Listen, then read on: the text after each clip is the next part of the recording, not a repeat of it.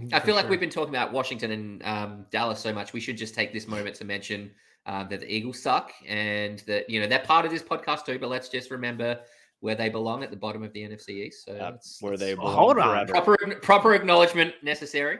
Hold on. Come on in, Aidan. Back where we belong, winning games, having needless quarterback controversies. This is the perfect spot for us. Chris Hansen here, and I'm going to need you all to take a seat right over there and check out Birds versus Boys. I think you're completely right here, and I hate it. Yep. Hey, idiots. Stop doing dumb things. I got 2 phones. Upset alert. Upset alert. I might go insane. I think you're already there. There's no hope. Hope is gone. If this was an AFC North podcast, we'd be done in 15 minutes. Bob Hope. I'm going to drink bleach. That is the team you promised me you were going to be this year. This is the Consciously Hopeful podcast. I'll be watching.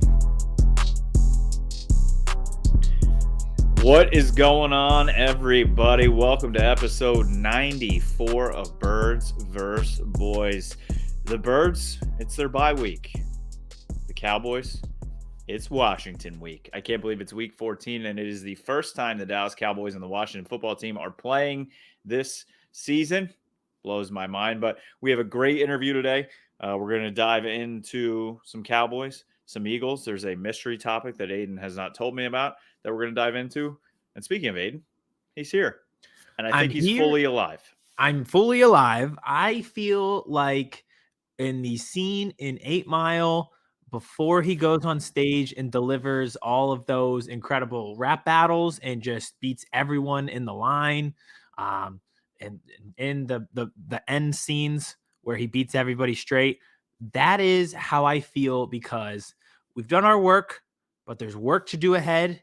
The Eagles are on a bye week. I secured my playoff spot in fantasy football, even though there's a week left in regular season. So it's like there's work still to be done. I still got to go on stage and win these battles. But right now, I'm just taking the time to just focus on myself, make sure we're mentally ready for the stretch that's about to come.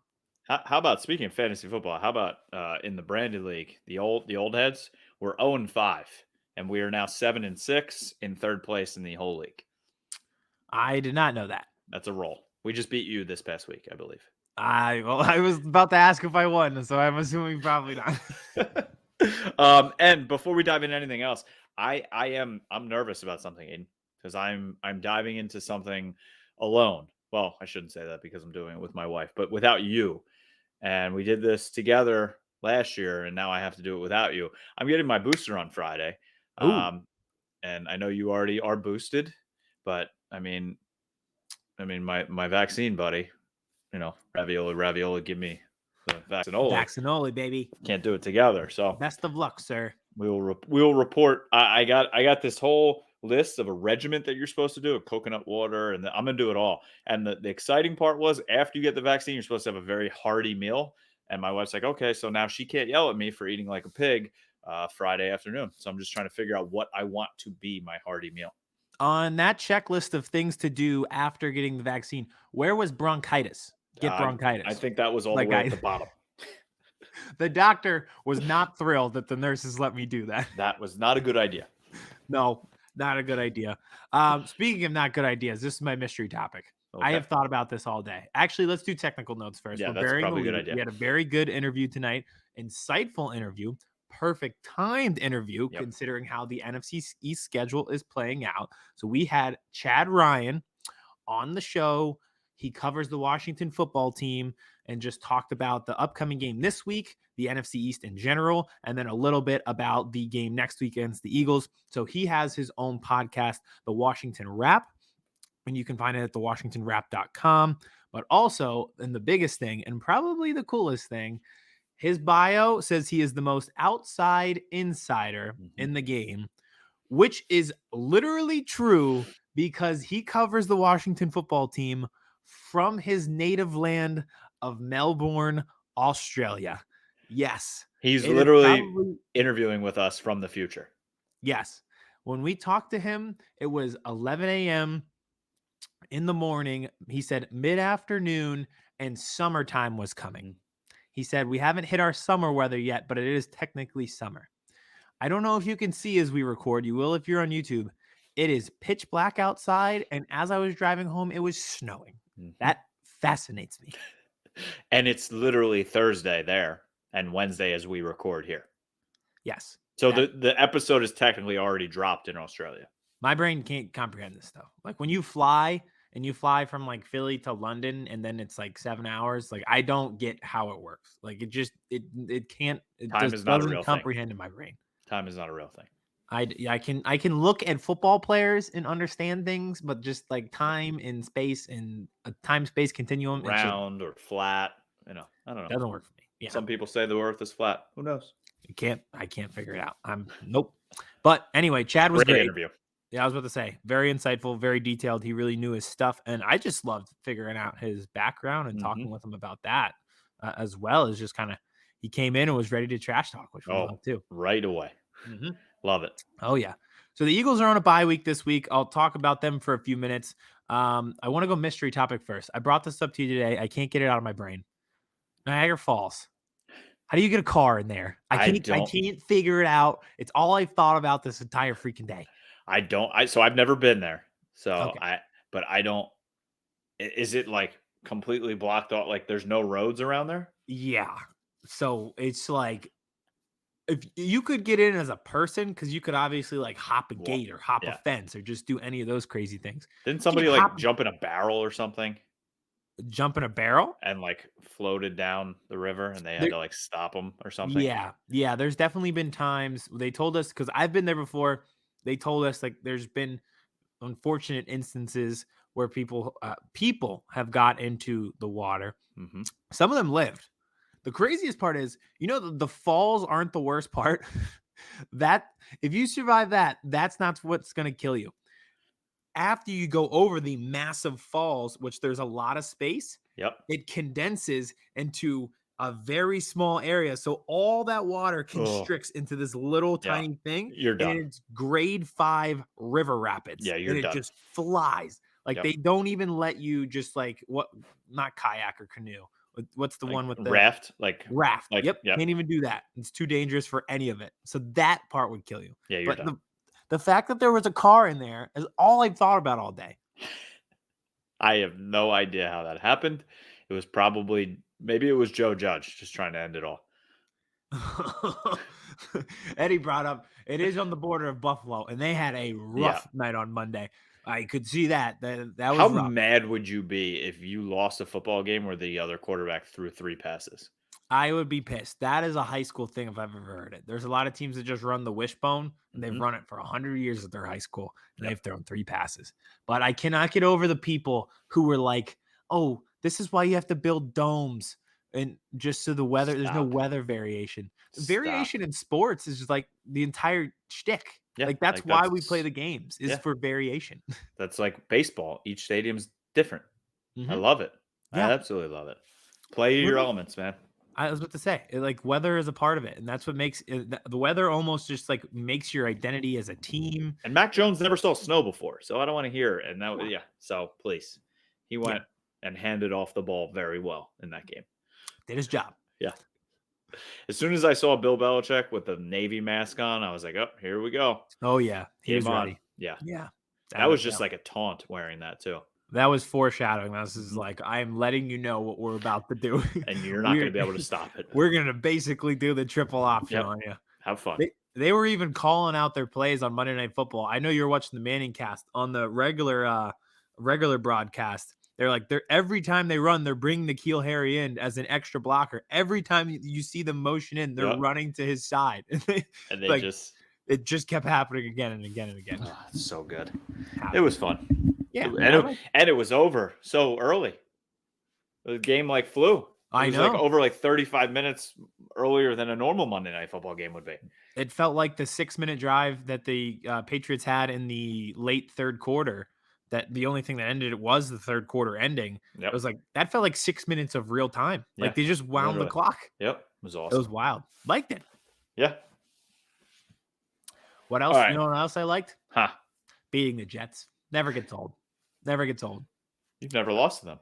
Never lost to them. I was worried because in Philadelphia, If a good thing has happened to you repetitively, that is bound to come crashing to an end.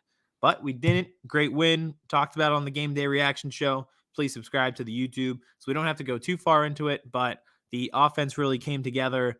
Defense got stops. More effective running. Like I talked about on the show, I don't know if that was the Jets defense or our offense. I think, like, you know how people say there's two truths and then the real truth in the middle. Yep. There's two sides of every story and then truth in the middle. And I think truth. that's what it was. Is there a controversy at quarterback? No. Okay. That was my question. Was it? Oh, yeah. No. But I think Gardner Minshew, so much gets lost in like how badly the Jaguars are run. Yes. But they had a quarterback competition in training camp. Do you remember this? Yes. It was like an open competition between Trevor Lawrence and Gardner Minshew. Trevor Lawrence obviously wins because they took him first overall, so he was going to start. There was no chance that was not happening. Yeah, so they trade Minshew for nothing to us, even though he's on a rookie deal as a 6th rounder, so we're just paying him pennies. And they bring in like a backup quarterback they now pay like $5 million. Like, were they afraid that he, like, their first round overall pick was going to have like Gardner breathing down his neck? Yeah. It's not like Gardner can hold them hostage and be like, well, I'm not showing up. I would have just been like, okay. Yeah. Were they worried about like Minshew mojo, where he was just so charismatic that you couldn't go for it? But it's also like you drafted Trevor Lawrence. Like, everybody knows the deal, every single football fan. And then we trade Joe Flacco and just get the pick back. That's why I wanted to see Minshew Flacco. That just would have been beautiful poetry. Oh, that was awesome. When Zach Wilson tried his best to make it Joe Flacco versus Minshew, when he tried to turn around in the pocket and ran squarely into Josh Sweat a few times. Yes, he does not like to run forward. It was not his Madden rating for pocket composure and pocket awareness is going down after he did a spin and started running himself and ran directly into the defense. Did you notice there was a couple times where like the sea parted, he was in the pocket and he had a lane for 5-6 yards and a slide, and he did that little turnaround thing. He did it a couple times. I'm like, dude, just take the 6 yards. Yeah, I wonder if that's like a direct order to like, hey, your knee kind of sucks right now. Don't do anything stupid. Yeah, and not doing anything stupid means don't fucking turn around in a circle and run into a defensive lineman coming at you as well. That also would be bad. I would not recommend it. I feel bad for him, though. That defense is bad. Like, they played well in the first half. They scored 3 touchdowns. But it's like everything. It's just such classic Jets where it's like everything around him. They didn't hit an extra point. Yeah, how about that? The first time that kid's ever kicked. I genuinely felt bad for him, and I needed him to miss it, and I still felt bad. They were booing him. But yeah, I mean, special teams for them was bad. They couldn't hit an extra point. The defense couldn't get off the field. And then like Zach Wilson, then we go on an 8-minute drive in the second to start the second half, and you don't see the kid for an hour and a half. Like, he'll never grow and develop in these elements. It just won't happen. It's like Darnold again. Can't wait to see him on like the Broncos in 3 years, and he's playing well. Yep. Can't wait. Mm-hmm. So, yeah, that's where the Eagles are at. Don't have to get into them too much. Just getting healthy over the bye week. Got positive reviews for Jalen Hurts, for Jordan Howard, and for Jason Kelce, and we're waiting on Brandon Brooks. So this week's all about health. Like I said, we're like B-Rabbit in the bathroom, waiting to go on stage in the 3-1-3. Don't shoot yourself. Like Cheddar Bob. Mm-hmm. All right. So the Dallas Cowboys coming off a big win last Thursday night. This was kind of their mini bye because they played 3 games in 12 days, playing in Kansas City, and then they played on Thanksgiving, and then a week later on Thursday played in New Orleans. So 3 games in 12 days, 2 of those games on the road, and then they get the quote-unquote mini bye because they played on Thursday, and now it's a Sunday. So speaking of health, that's kind of what's happening with Dallas as well. Obviously, they've had a lot of injuries. They've had COVID issues last week, not having Mike McCarthy. Terrence Steele was out with COVID last week. But it seems as though that this game against Washington on Sunday may be the most full strength this team has been maybe all season. You could go back to to week 1 in Tampa, but they didn't have Zach Martin in that game due to COVID. They lost Michael Gallup during that game, and Neville Gallimore didn't play because he hasn't played at all this season. All of those guys should be in this game. Demarcus Lawrence came back last week and looked great, might I add. People are like, is he going to be on a pitch count? Is he only going to play? He was all over the field. Mm-hmm. And you could see the excitement and the energy and the leadership that he brought to that defense, whether it be in the pregame speech or on the field. I mean, his motor was cooking from the beginning of the game. It was like they tried to bring him back in a limited role to kind of ease him back into it. And there was he was playing so well that there was like no easing. It was just like, here he is dominating. We're back. We're just back. I mean, and having him and Micah together was awesome to see. And now you add a whole nother element to this defensive line. And I think this defensive line, what it could be, is the most exciting I am about a unit on this team right now, because Micah is playing unbelievable off the edge. Demarcus Lawrence is back, and like we said, he played great in his first performance. Randy Gregory is going to be back this week. He's been out on IR, missed 3 games with the calf strain. He was actually very upset with the team for putting him on IR because he felt like he could have been back last week, that he didn't need the 3 weeks. But the Cowboys are always very conservative when it comes to injuries. So he should be back full strength. And then they're also getting Neville Gallimore, their starting defensive tackle, who I said has not played all season. He had an elbow injury that he got in the preseason. He's going to be back, and adding a really beefy run-stopping defensive tackle who also has pass rush skills. So they're going to have all of these guys, all of these toys to play with. And I feel like the pressure that they're going to be able to get and hunting the quarterback is going to help some of their deficiencies on the back end. Because if you have Randy Gregory on one side, Demarcus Lawrence on the other side, Neville Gallimore, Randy Gregory on one side, Micah Parsons on the other, Demarcus Lawrence inside with Neville Gallimore, I mean, that's a nightmare for any offensive line. I agree. Yeah. And you could just see it even against New Orleans, just like we said, the limited Demarcus Lawrence, who wasn't really limited, and just, again, Micah Parsons might win Defensive Player of the Year, not Defensive Rookie of the Year. And just you could just kind of see it formulating. 10 sacks already for Micah. I mean, it's just he's not even playing defensive end the whole game. I was about to say, in that game, they moved him back to linebacker, but they were still bringing him on blitzes, and you saw the effects on Taysom Hill. Which I think they're going to play him more linebacker this week again because of the additions of both of their defensive ends. I hope they don't completely take the pass rush away from him because he's just so good at it. But they're not so good at linebacker, and that's what scares me. I was about to say, maybe put him in a spiral, because Taylor Heinicke does like to get a little shifty out of the pocket and take off a little bit. So if you kind of just let Micah just shadow him, I think that takes away one of the best elements of Heinicke's game. Yeah, no, it's true. Because Leighton Vander Esch and Keanu Neal have not been playing well at linebacker, so they need his skill at linebacker along with at the defensive line. So I'm excited for that. I'm a little worried about Tony Pollard popped up on the injury report. Yeah, that was weird. With a foot injury out of nowhere. And they signed Ito Smith to the practice squad today at the same time. So definitely going to be keeping an eye on that as the week goes forward. Zeke says he's good. He said the rest. Is he? I know he's not. We saw him. We literally saw him limping in the Saints game. It took him. Did you, by the way, and I went off on this on the reaction pod, but you and I haven't talked about it. It's 2nd and 7 in a close game in the fourth quarter. Zeke is definitely hurt. You could see it. They motioned him out, which it took him about a minute to get out where he needed to stand there. And then they ran a slant to him against Lattimore. Oh my God. Like, what do we do? What are you doing? If you're going to do that, put Pollard out there, or put Amari out there, or put CeeDee Lamb out there. Why would you do that? I have no idea.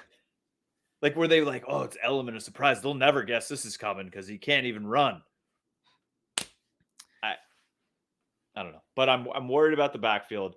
One, I'm worried about Pollard's foot because he's their best option running the football right now, and hopefully running it on the edges. Hopefully Kellen Moore saw what happened in that 58-yard touchdown that Pollard had. I don't know, when he ran outside once. But like Chad mentions in the interview that's coming up, Zeke's our best pass blocker. So if Pollard's in there, chances are it's a run. So they do need Zeke in that aspect. So I'm very interested to see how Kellen Moore gets back in his bag, quote unquote, to try and refresh this offense. But everybody's there. I'm hoping Amari's wind is fully back to him after COVID. We saw what Michael Gallup can be. I mean, I think he has the best feet in the NFL. It's unbelievable. How did he float in the air in the corner of the end zone to catch? He's got great hang time. He's won a lot of jump balls like that, I felt like, over the years. I think that's a guy who's going to get paid in free agency. I don't know if he has the capabilities of being a number one receiver. We saw it. He doesn't. I think he's the classic, like, overpay. Yes. That you think, like you said, he's got great feet, makes contested catches, can really jump. I think he's perfect as he is as a wide receiver 3, but he can definitely make some plays. Yeah. So yeah, you know me, I usually go into games pessimistic, but I feel so excited about this game and optimistic, and that kind of scares me. I don't know if it's because of everybody coming back. I just feel like they need to make a statement, and this is the perfect statement game. Everybody's back. They need to just be like, okay, Cowboys now are 9-4. They are fully back in control of the NFC East, and they're going to make December their bitch. That's what they need to do. I totally agree. Beat Washington for us twice, and when you're done with that division, I say after a hard day's work, you take week 18 off. That's what I think. And then get ready to play the Rams. I love this new found optimism from you. I don't know. They're 4-point favorites right now. Dak is 7-1 all time against Washington. He owns the division when he's healthy. So I also don't know. I mean, there was an interesting quote from Jerry Jones. I don't know if you saw it this week too. They were asking him about Dak's inconsistency lately. He's been seeming to be missing throws, and people have been saying, since the calf injury, this is kind of when it started. Is he still banged up? Is it something with the leg? Is the shoulder acting up again that he had in preseason? And Jerry Jones said, nope, he is 100% healthy. The bad throws and errant throws you're seeing is the receiver's fault. We need better route running, which I thought was very interesting. Well, he calls it like he sees it. That's for sure. So I'm interested to see how the receivers respond this week as well. Yeah. I think they're ready to ball out. I agree. I think having that. I was gonna say having the trio back, but I don't know how long it will take for Amari. Yeah, unfortunately, you see some players, even like Keanu O'Neal on the Cowboys. He was playing really well at the linebacker position early in the season. He then got COVID, missed 2 games, and he has not been the same player since. I'm not saying it's definitely COVID, but he just hasn't been the same guy. So yeah, but you're right. When Amari's there, it's like everyone gets to fall in line of just like what your role is, and that's what makes it so hard to defend. Yep. And then my last point before the interview.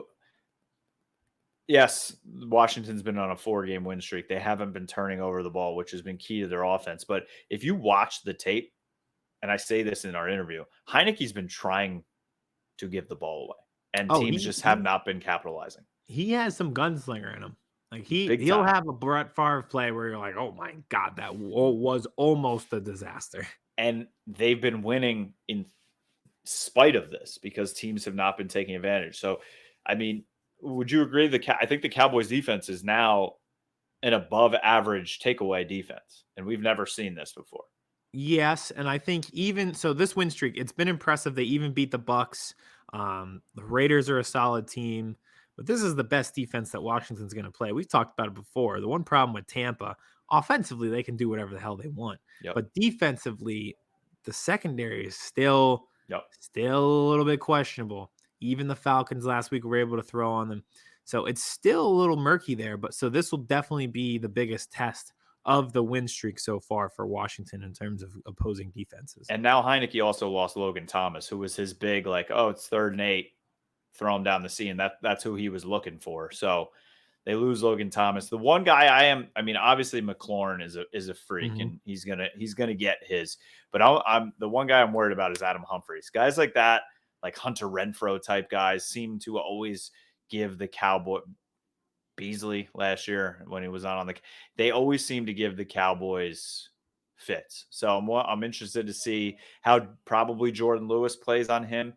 But yeah, I'm going into this game optimistic. The Cowboys need this game. It really is a massive game division-wise, because if you let this one slip up and then Washington can continue rolling only against the NFC East and Dallas still has to play Arizona, the division's still in play. So win this game, basically put them to sleep for the division, make a statement, and start that march to the playoffs. Do it. Start it for us too, baby. All right. Do you want to get into this interview? Let's do it. The most outside insider in the game right now, Chad Ryan of the Washington Wrap. Like we mentioned, we talk all things NFC East, get into some trash talk with it, and then also just his bio, how he found the game and how he fell in love with the game and how he fell in love with the Washington football team. So without further ado, Chad Ryan of the Washington Wrap. Here it is. It's presented by Stateside Vodka. All right, Aidan, we pride ourselves on bringing nothing but the best when it comes to interviews and guests on Birds vs. Boys. So now we're joined by the most outsider insider in the NFL, as he calls himself. He covers the Washington football team from completely across the world in Australia. He actually lives in the future because we're recording this on Wednesday night and it's Thursday morning in Australia right now. So it's the one and only Chad Ryan. Chad, how are you, man? Thanks for being on. Yeah, thanks, Aidan, Kevin. Good to be here. Always happy to talk a little smack with some fans of inferior NFC East teams. So there we go. Let's jump straight into it. I'm here representing the reigning NFC East division champions, the only team in the NFC East on a 4-game win streak. So let's have some fun. Here we go. This is exactly what I want. I was about to say, this is perfect because it probably gets stale when people hear me and Kevin bicker every single week. So to add a wild card in here right now is perfect. It is. And we wanted to have you on because obviously there's a massive game between Dallas and Washington this week. It's week 14, and it's the first time that they're playing in the season, and they're going to be playing again in 2 weeks. So the Cowboys seem to be heading into this game the most full strength that they have been all season. But like you said, Washington's on a 4-game winning streak. However, they're not going to have Montez Sweat again. But how do you feel Washington matches up with the Cowboys in this game? Well, I guess like historically, you look at the last 20 years and it doesn't matter, when Washington plays Dallas, it doesn't matter what form either team comes into the game with. Anything happens. I mean, in years where Washington has only won 3 games, they've still beat the Cowboys in the years that the Cowboys have won 10, 11 games. We've seen Colt McCoy league wins against the Cowboys on, Thanksgiving football and stuff like that. So, previous form sort of always goes out the window in these weird games. And, amongst Washington fans and amongst Washington, the beat reporters and stuff like that, this is a well-known fact. But for you guys, I don't know if you're aware of this, but Washington's last 5 games of the season are all NFC East division games. Our next 5 and our last 5 games are all division games. So for Washington, it's really like our season has reset at the moment. We're 6-6, where we're sitting at 500. So if they can go 3-2 in these last 5 games, they're going to make the playoffs. And then it's, it comes down to, can they do better than 3-2? Or if they miss the playoffs, if they don't go 3-2, what's happened? And paradoxically, this season for Washington, early in the season when we were full strength, we had Chase Young, we had Montez Sweat, we had, Logan Thomas, we had all of our starting offensive line. We weren't winning games, right? Like they started the season really slowly. And we've had all these key injuries, our offensive line has really been the story this season. Our starting right tackle, our starting center. We've used 4 different centers throughout this year. 4. It's rare that Washington uses more centers than quarterbacks in a year. That's true. But that's the kind of season that 2021 has been, and yet they're winning now. And it doesn't make a lot of sense. So it's really hard to provide a reasoned analytical approach to it. And you go, well, they're winning because X and Y. It's like, no, they shouldn't be winning, but they are. And they're just making it happen. And a lot of that starts and ends with Taylor Heinicke, who's just a gamer and believes in himself. And the guys are following him. So, bring on the chaos. Who knows what's going to happen against Dallas? You could tell me anything, and it probably wouldn't surprise me. You could tell me Washington wins by 40 points. You could tell me it's a tie game. You could tell me Washington gets trounced or anything in between. And I'd be like, yeah, that checks out. Yeah, I really do. I agree with you on that. And I think it's going to be a close game for a multitude of reasons. Obviously, the Cowboys offense hasn't looked like the Cowboys offense in the last 4 weeks or so.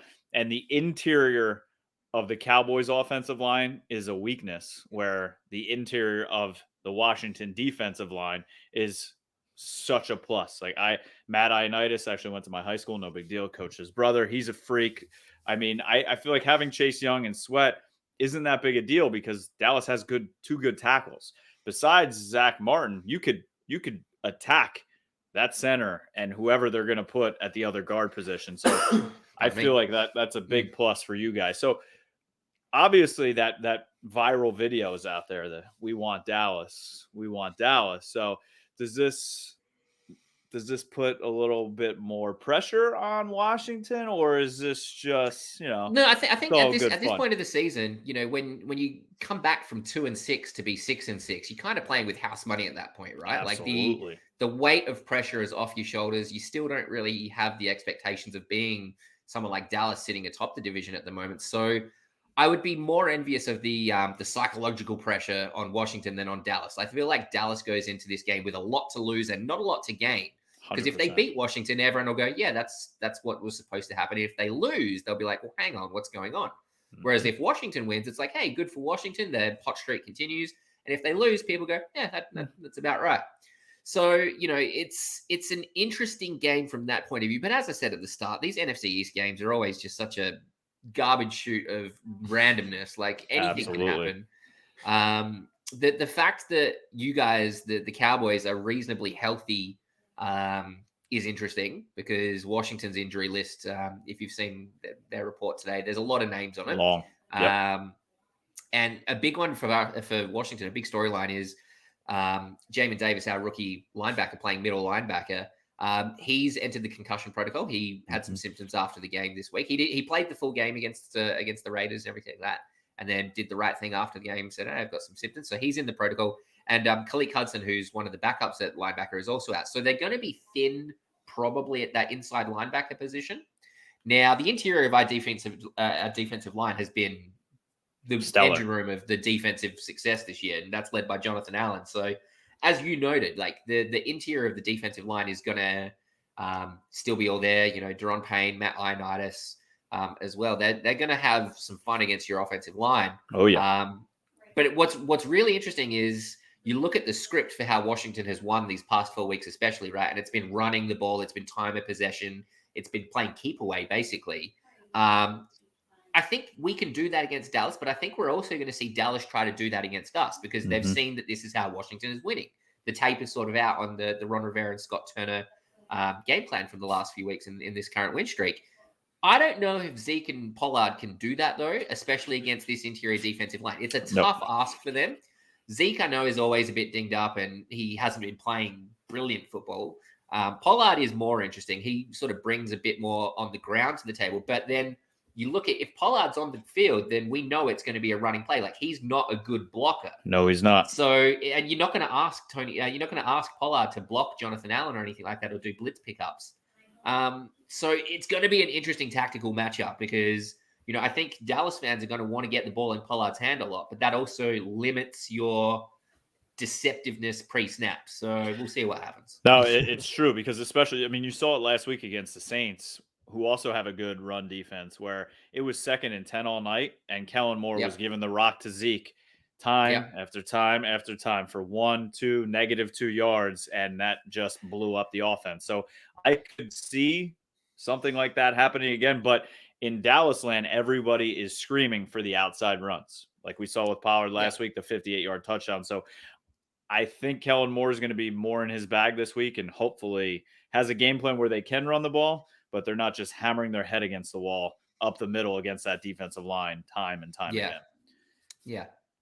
I For feel like sure. we've been talking about Washington and Dallas so much. We should just take this moment to mention that the Eagles suck and that, they're part of this podcast too, but let's just remember where they belong at the bottom of the NFC East. So That's where they belong. Hold on. Forever. Proper acknowlement necessary. Hold on. Come on in, Aidan. Back where we belong, winning games, having needless quarterback controversies. This is the perfect spot for us. Well, I was actually going to be one of my questions is we can assume that the Cowboys are going to win the division. I think that's fair, as much as I hate to concede it. But that still got to leaves play Washington. Arizona. We still got to play Arizona too. Well, no, okay. He's going to do Here's the this thing. thing where he Here's doesn't the want thing. to Here's the jinx thing. it. Here's the thing. If, and I'm not sitting here and saying this is definitely going to happen, but as I've said, this is possible. If in their last 5 NFC East games, Washington sweeps Dallas and wins 2 others. So if we go 4-1 in the division and also 2 of those 4 come against Dallas, Washington wins the division. Mm-hmm. So this is a big game. Like, massive. If Washington loses to Dallas, Washington mathematically cannot win the NFC East. But if Washington wins this week, game on. Things start getting interesting. Then you go to Philly next week. Yeah, that's a W for us. That's a W for W. All right. Give me the competitive advantages there. So we've talked a lot about just like the interior linemen for the offensive line for Dallas. Give me the competitive advantages for Washington as they go into Philadelphia next week. I don't have up-to-date information on what's happening with Jalen Hurts or anything like that. But you look at where Philadelphia has won games this year, right? And every game they've won, and correct me if I'm wrong, this is a stat I saw a couple of days ago, but every game they've won, they've had over 100 yards rushing on the ground. I believe there's a stat that sort of correlates somewhere in there. Correct. And that's the strength of Washington's defense, right? They contain that run. So if Washington can contain the run, both whether it's coming from the quarterback or running backs from the Philadelphia Eagles, there's your pathway to victory. There's no one on the Philadelphia Eagles defense that really scares me that much. Like, I think Dallas has a better defense than the Eagles. I think that's not unfair to say. So if Taylor Heinicke can keep pulling things out of his bum and just making things work, I think there's viable pathways to victory for Washington against Philly. That's fair. I would agree with all of that. Now, I wanted to circle back to my one question because you actually touched on it before. 4-game win streak, defenses look vastly improved, kind of as it was advertised in the preseason, but it also coincides with Chase Young getting injured. And you had said there's really no analytical reason for why this is happening. Is there anything you see with the defense that's different as to why things are going better and why things have improved and how they've kind of turned it around? So look, I mean, we look at that as the obvious change in the defense, right? No Chase Young, things are going well, but I think it's important to look at this 4-week win streak. It's kind of hard to say. Has come out of the bye week. So after the bye, they've won their next 4 games. So clearly something has changed in the bye week. Now, we haven't, myself, other reporters covering the team, we haven't noticed any clear game plan changes from Scott Turner or Jack Del Rio, our offensive and defensive coordinators. It just seems like guys aren't making so many mistakes. So the big thing for Washington early in the season was blown coverages on defense where, you'd see a receiver 20 yards open, streaming behind a single high safety with the safety looking around, expecting there to be help, and it's not there. That sort of stuff has disappeared after the bye. Now, it just so happens to have coincided with the loss of probably our 2 best players on defense, or at least 2 of the top 5, Chase Young and Montez Sweat, our bookends at edge rush. So it's an interesting storyline. And, Chase Young wasn't statistically having a good start to his sophomore season either. Like, I wouldn't say it was definitely a sophomore slump, but, in the preseason, we're hearing Montez Sweat and Chase Young talking about, well, we're going to go for that sack record and stuff. And by the time both of them were out, I think they had a combined 3 sacks or something like that. There was nowhere near what the expectations they set for themselves were, statistically at least. Now, a good friend of mine who covers the team, Mark Bullock, he's very much a tape X's and O's guy, and he'll argue that, well, Chase Young was actually getting double teamed. Offensive coordinators and offensive line coordinators for our opponents were really game planning around stopping Chase Young. So while he's not getting the stats, that frees up other guys, and maybe the reason Jonathan Allen's having such a statistically good season was because he's not getting as much attention in the middle because they're, game planning to the outside. Fair enough. I think there's definitely an element of truth in that, at least a little bit. But why is Chase Young out and suddenly the defense is playing better? I don't have a good answer for you. Like, I think there's a couple of things you can point to, mainly, as I said, the fact that they've come out of the bye week winning. But yeah, like so many things with this team in this division, nothing makes sense. So with that defense, Denver said they kind of put out the blueprint of how to beat Dallas, stop the run, try to make Dak throw the ball. And what seems to be with the Dallas receivers is they've been struggling with press off the line. Obviously, a couple of those games were without Amari, without CD, but even last week, CD kind of struggled with it. So does Washington have the corners to be able to play a press man up in your face type defense on the line on the Dallas receivers? So it's a two-part answer. The simple answer is yes, they do. However, they haven't played that kind of defense all season. And, we brought in free agent William Jackson III, who's, the pinnacle of his success with the Bengals came playing that sort of that press man cover. And he was asked to not do that here. He's playing a lot of soft cover zone, a lot of cover 2, a lot of cover 3. And, another guy who to start the season was really having some struggles.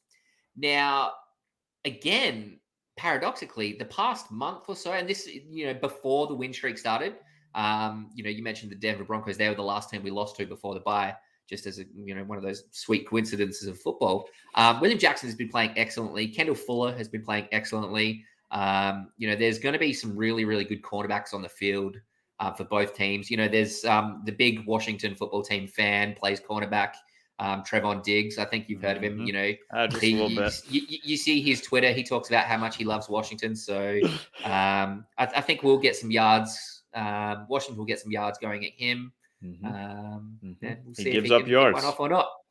Yeah, I mean, it seems Heinicke's been trying to give the ball away. It's just other teams haven't been capitalizing on it. So hopefully Dallas, coming off a 4 interception game, can get some. So one kind of funny one for me away from this game is, so obviously you've trashed on Dallas and we've trashed on the Eagles.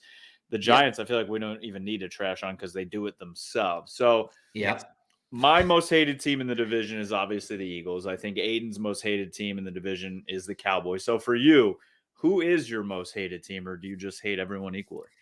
Well, okay, so there's the individual answer, me individually, and then there's sort of the broader royal we Washington answer, right? So if any Washington fan, most of them will say Dallas because there's that traditional rivalry, Dallas and Washington.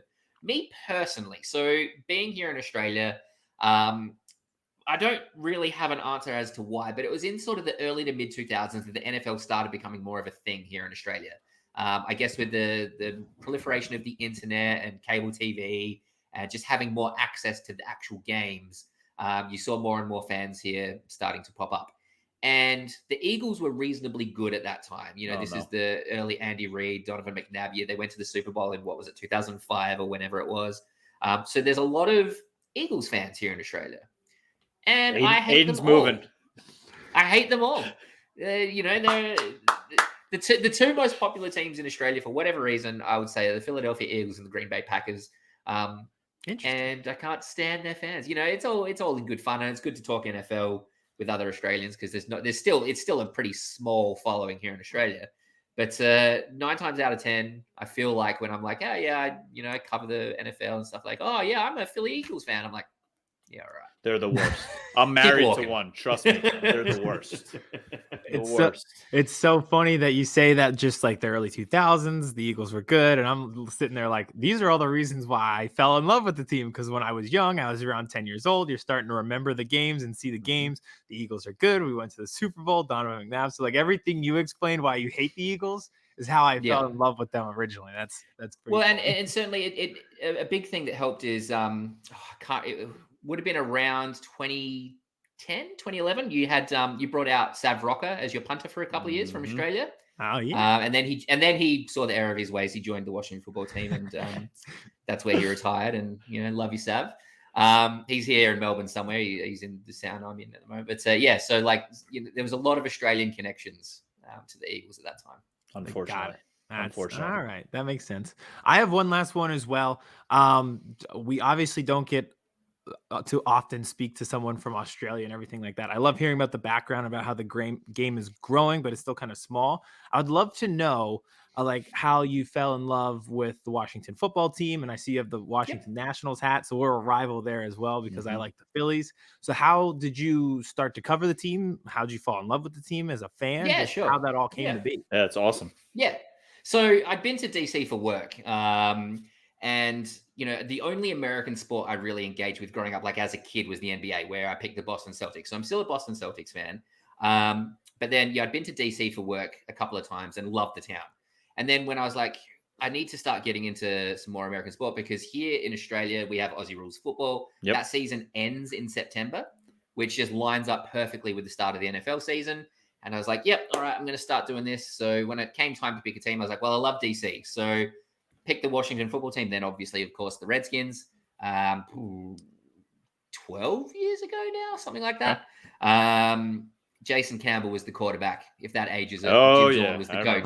remember. So, we're talking like 2008, 2007, somewhere in there is when I really started following it seriously. And then about 6 or 7 years ago, I was like, okay, just on a lark, just to sort of increase the way I feel connected to the team, because it's hard to feel connected to a team you're 10,000 miles away. I started just a podcast, just myself, one man, just talking about the games, with zero expectations. It's just a passion project. And it grew. Like, for whatever reason, there's a segment of the fans who like hearing a Australian accent talk about NFL football. And that just kept growing and growing. And then it got to the point where one year the team was like, hey, if you ever come out, we really appreciate your work, so we'll give you the credentials. So came out for training camp a few years in a row, came out for the games on the full credentials and everything like that. And just it grew from there. And then obviously, once you pick a team because you like the city, you follow the rest of the team. So baseball, it's the Nats. I'm not really into ice hockey, but if you told me like who's your ice hockey team, I'd say the Caps.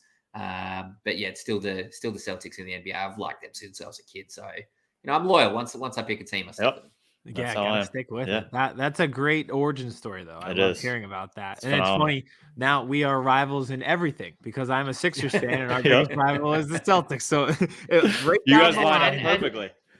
And there's so many connections between Washington, Philly, Boston for me personally, right? Like, because you're right, like there are rivalries between those teams. So, a Celtics fan, Paul Pierce went to play for the Washington Wizards. And then, you look at the Nats and Bryce Harper's with the Phillies at the moment. And, now Al Horford bounced between Philly and the Celtics. And, for me, going back a few years, as I said, Sav Rocker went from the Eagles to the Redskins. So it seems that Washington, Philly, Boston connection, I've got 2 out of those 3 teams, and I hate that middle team. So, sorry, Eagles. Sorry, Aidan. It's all good. I love it. All right, before we get you out of here, though, fun. Just a bit of rivalry. Oh, it wouldn't be fun without the rivalries and the bickering, and that's what makes it fun for us as fans and people that cover the teams. All right, so before we get you out of here, let everybody know where they can follow you, how they can read or listen to your work, and how they follow you on social media. That's the big one. Yeah, sure. So the main thing is to get me on Twitter at ChadwicoTWW. That TWW stands for the Washington Wrap, which is our show. We do a single episode where each episode is 10 minutes and focused only on one issue. That's the format we're having some fun with. So it's a real bite-size content producing kind of thing. It's something we started this year, and it's a lot of fun. Previously, we were the Redskins Capital Connection, but obviously we needed a name change, and we thought, hey, with a name change, let's have some fun with it. So yeah, the Washington Wrap, you can search for that everywhere that there's podcasts. We're also on YouTube and Facebook and Instagram and everything like that. So either ChadwicoTWW on Twitter or the Washington Wrap everywhere else, and that's wrapped with a W, TWW. Our producer Vince would absolutely love working with you because he tries to cut our shows down as short as possible each time. He yells at us for long shows, so I love that. Absolutely love it. The best part about doing 10-minute episodes is it's 9 episodes out of 10 is a single take. You just start the clock, go, finish, done. Boom. We will we'll DM you as soon as he brings it up. It'll probably be 30 seconds after we're done with this interview about how he will like to take that model from you, I'm sure. 100%. 100%. All right, man. Thank you for being with us. I'm definitely going to be now in your mentions all the time, especially this Sunday. So what time? All right. So the game kicks off 1:00 Eastern. So what time is that in Australia? That'll be. So this week it's 5 a.m. for me, but it changes. So because both Australia and the US have daylight savings time, but our seasons are flipped. So your summer daylight savings ends, our summer daylight savings starts. So to start the season, the 1 p.m. games are 3 a.m. Monday morning for me. Then there's about a month in the middle where they're 4 a.m. And then for the rest of the season, they're 5 a.m. So it depends what time of the season it is, what time the games are. So are you up live or are you recording? Oh, yeah. Yeah, I'm always up live. Love it. Wow. Absolutely love it. That's nothing dedication. Like sporting events at strange times too, like the Olympics. Love it. All right, cool. Thanks for being on. And yeah, we will might have to have you back later in the season if Washington happens to just go on some run and win the division. Let's do it. All right, thanks, man. Thank you. G'day, mate. I mean, that was awesome. Like, I wish I could talk like that, Aidan. I have many questions that I could have asked just about Australia alone and what it's like living there. I could have done an entirely separate interview that had nothing to do with football, and I would have been great. But he was fantastic at answering all of our questions for us. I thought that was the perfect guest for this time of year. I loved how he just came in swinging. Right. Oh, yeah. Because you don't know, like you haven't talked to these people live before, so you like don't know if they're gonna like get what we do and everything like that. And when they come in swinging like that, I'm like, all right, that's perfect. That's what we calms you down. And be like, all right, we're here. Let's here. It's gonna be a good time. Yeah, I'm excited. I think I'm gonna be DMing him during the game, so it'll be 5 a.m. and I'm just gonna be in his head. There you go. Love it. All right. So we have our TikTok to do before we get out of here. So we got to bring producer Vince in. Hopefully his house does not sound like a zoo, like it always does. Hello, producer Vince. A little quiet. Yeah, well, we're down one. So I was about to say rest in peace for the cat. Zoo lost a member this week. We're dedicating the show to the cat. To the cat, yeah. Episode Wait, is 94. this the cat that jumped off the air conditioner that one time? No. Yeah. Do we have that? You got to find that if it's close. I think I think it's on TikTok because it was during the episode with Joe, the Super Bowl episode. Was it? Yeah, we were ranking something, and I was talking, and you could hear in the background just all this ruckus, and I had to address it. Poor cat. Great moment in Birds vs. Boys history. Sorry for your loss. That one is rough. Cat lived a great life. Yes, he did. Yeah. All right, so what are we talking on our ticks tonight, Aidan? All right, so we did overrated players last week, so we're switching it up this week, and we're going to do top 5 most underrated players in the NFL. Let's do it. Normal triangle, 5 each. Everyone kind of knows the gist at this point if you've been a listener. I got to move my seat here, though, because the one guy said I look like I'm like 5'2" in all of these. I'm trying to sit a little bit higher. Yeah, get some good posture over there. Speaking of people who listen, I don't think we've addressed this yet, but we should probably do it now. The stats on Spotify, wow, fantastic for this year. Thank you to everybody listened because those were literally everything was over 200%. Love it. So absolutely love it. That is great. Thank you. All right. Top 5 most underrated players in the NFL. At 5, I have DK Metcalf. I know with revisionist history, we're probably thinking he's not too good. And coming out like he had a great 4.3 40, and some people didn't care about that. And they wanted like blockers and special teams guys in the second round. But he's really proven his worth as just a deep threat and a go-getter in the NFL. 5 for me is Tyron Taylor. The stuff that this dude has had to go through and just keep playing is unbelievable. He got stabbed in the chest with a knife last year, and he just came back and now has to play for the Texans and tries to just win games, and now he's hurt again. Tyron Taylor is probably one of the most underrated quarterbacks, if not all players in the league. So he's 5 for me. Gotta love Tyron. 5 for me, I have Adrian Peterson. He wasn't even in the league to start the year, and now he's been on 2 teams. So and scored touchdowns for both. Exactly. He's good enough to be on 2 teams, but he was on 0 teams to start the year. That's crazy to me. So he must be better than when people think he is. Math checks out on that one.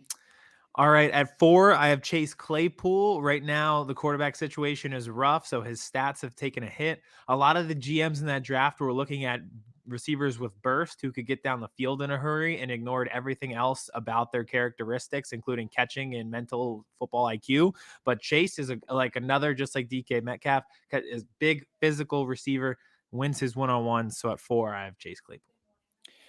4 for me, one of those, I believe he was a Penn State guy, Adrian Amos, safety for the Green Bay Packers. I mean, that defense and that secondary is underrated as it is as a whole. The team is always offense and Aaron Rodgers. The defense has been balling out, and they haven't even had Jair Alexander. So the other guys have been holding it down, and it just seems like Adrian Amos always comes up with a big play when they need it. He's a guy I never want to play against. So Adrian Amos for me at 4. 4 for me, I have Jonathan Taylor. He's really good, but somehow still seems to not be valued as good as he should be. He's having an incredible season, but somehow it still feels like he's being underrated because maybe it's because he's on a Midwest team, but it feels like somehow he's being underrated, even though he may be the MVP this year. He won't be, but he could be. Depending on the last 4 weeks, they have the bye this week, but he might have like a top 10 fantasy season of all time. Mm-hmm. Legit. Yeah, and no one will talk about it. Wow. Well, we talked about it on TikTok because who had him 1 for the rest of the season? Me. And me. Oh, yeah. Nice. Same brain. I probably had like Jeremy McNichols or something. You probably did.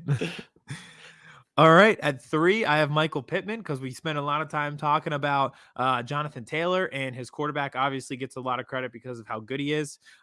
So at 3, I have Michael Pittman. He's great in that offense, and it's just great to hit on a receiver from USC because not everybody does. 3 for me, I'm putting Tony Pollard there. I feel like he's getting a lot more love this season, but still not enough. What he does in the backfield, what he can do catching the ball, what he can do returns. He had that 100-yard kickoff return touchdown on Thanksgiving, a 60-yard touchdown last week against the Saints. He has nothing but juice. He's a burner, but he can also run the ball inside the tackle. So he is a bona fide RB1 on a lot of teams except for the Dallas Cowboys. And I feel like he's a player that not everybody knows, but they're starting to know who he is. Number 3, I have, unfortunately, Gardner Minshew. The Eagles did it again. They somehow got the one backup in the league that can be an MVP only as a backup. He cannot start. He can only be a backup. But he's still somehow better than a backup. So on the depth chart, he's listed as a backup. He probably would be on almost every team that isn't the Texans. So I think he's a little bit better than that. He's somewhere in between starter and backup. But I still think underrated player, especially with his personality too, what he brings to the locker room. He's our baby. He's that guy to a T. Yeah. Mm-hmm. Perfect. It's just great to be back where we belong. Quarterback controversy. Welcome home. All right. At 2, I have CeeDee Lamb. A lot of teams tried to trade up for him on draft night and decided it wasn't worth it to do so. But then he got in the league and has produced from day 1. So I'm sure those teams feel very salty about that. But they kind of overlooked him, and he's been overlooked. So I have CeeDee Lamb at 2.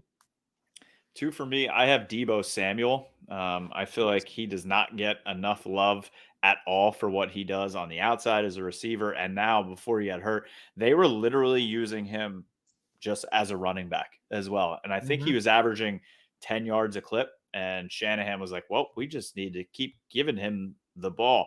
And his walkout before the Rams game, when they were just walking out, bopping to that song right there. I mean, yep, I'd never want to be in front of that dude and have to tackle him or anything. He can literally do it all. I can't wait till he throws like a 60-yard touchdown too later in the season out of nowhere. So 2 for me, Deebo Samuel. 2 for me. No joke. I have Darnell Mooney, wide receiver for the Chicago Bears. He single-handedly might get me into the fantasy football playoffs. I was in the last place in the league, and I picked him up because I need to start someone at wide receiver. He's giving me like 20-something points every week. I'm just ripping off win after win just because of this dude. My team stinks outside of him. That's funny. That's a good one. All right. At 1, I have Justin Jefferson, obviously gotten a lot of credit right now and a lot of attention because Adam Thielen got hurt. But go back to when he was drafted. There were a lot of receivers drafted ahead of him who were supposed to be more talented than Justin Jefferson was. And he wasn't even the best receiver on his own college football team. But he's doing a lot for the Vikings. They're always kind of hovering in the middle. So maybe we're not paying attention as much because of their record and because the Packers exist. But at 1, I have Justin Jefferson. Imagine having that guy on your team. Must be nice. Must be nice. One for me is J.C. Jackson, the cornerback in New England. I feel like he is so under the radar as a cornerback one in this league, but he just straight balls out all the time. He has 7 interceptions this season. He's been in the league since 2018. Aidan, how many interceptions do you think he has in 4 years? Not even 4 years, 3.5. 15. 24. Jesus. He has 24 interceptions in 3.5 seasons. Dude balls out, and he is nothing but a ball hawk. And no one really talks about it because he's on the Patriots, and they just win. J.C. Jackson won. One for me, very similar to Gardner Minshew. I have Marcus Mariota. He backs up to one of I don't know, probably one of the most overrated guys in the NFL. I mean, I don't understand how you can.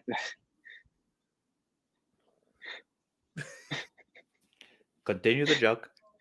I don't understand how you could put anyone behind Derek Carr. He's one of the most overrated guys in the league. Marcus Mariota is not that bad. He does not deserve the treatment he's getting right now, and he really deserves to be the starter for that team. Imagine how good they could be with an actual starting quarterback. I believe he ran in a touchdown against the Cowboys on Thanksgiving, too. There you go. Mm-hmm. Perfect timing. Absolutely love it. Producer Vince, thank you, as always, for taking our talks with us. All right, Aidan. Well, you get to, we always do that. You get to enjoy a bye week. It's a beautiful thing. You get to just relax a little bit. What's that Drake line? The party after the war? This is the party before the war this week. I got to tell you, winning on a Thursday and then just enjoying your weekend is the best thing ever. Oh, yeah. That is honestly the best. You're like, oh, I already did my job. I have 3 days to just BS. This is great. I get to just watch football and enjoy without stress. Oh, yeah. So, especially this week. You had played on Thursday and then had conference championship week in college football and then a day of the NFL. Can't beat it. It was the best. But now this week, back to stress. Cowboys, Washington, 1:00. Was looking to actually go to that game in Washington in the Poop Water Stadium. Cheapest ticket was $290. Really? Yeah, not happening. Nope. Not a FedEx deal. Watch on my couch with my 2 TVs, drink in hand, as long as I survived my booster shot on Friday. Just don't get bronchitis between now and then, and I think you'll be fine. I will try not to. So a big thank you to Chad for hopping on. Mate, it was a lot of fun, mate. I just wish I could talk like that. But yeah, that's all I got. Go Cowboys. Continue to get healthy. Control the division. Take control of it. Whoop Washington's ass. And then begin the playoff march. If anyone needs me, I will be looking up maps of both the Canadian border and U.S. border of the Niagara Falls and trying to figure out how a car gets in. Good night. As well as your arrangements for finding a job in Australia and becoming one of the many Eagle fans living in Australia. You actually look like you could live in Australia. I think I could, but I'm afraid of snakes and spiders and pretty much any other animal. Good night. Chris Hansen here, and I'm going to need you all to take a seat right over there and check out Birds versus Boys. I think you're completely right here, and I hate it. Yep. Hey, idiots. Stop doing dumb things. I got 2 phones. Upset alert. Upset alert. I might go insane. I think you're already there. There's no hope. Hope is gone. If this was an AFC North podcast, we'd be done in 15 minutes. Bob Hope. I'm going to drink bleach. That is? Be the team you promised me you were going to be this year. This is the Consciously Hopeful podcast. I'll be watching.